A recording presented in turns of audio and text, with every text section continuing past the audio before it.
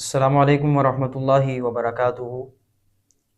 ہمارے معاشرے میں جو روزہ افطار کرنے کی دعا پڑھی جاتی ہے، اللہم لک صمت وبک آمنت وعلیک توکلت وعلی رزقک افطرت، یہ دعا رسول اللہ صلی اللہ علیہ وآلہ وسلم سے ثابت نہیں ہے۔ جو مسنون دعا ہے، جو ثابت دعا ہے، وہ سنن ابو داود میں امام ابو داود رحمہ اللہ نے نقل کی ہے۔ کان رسول اللہ صلی اللہ علیہ وآلہ وسلم اذا افطر قال ذهب الظمأ وابتلت العروق وثبت الاجر انشاء اللہ۔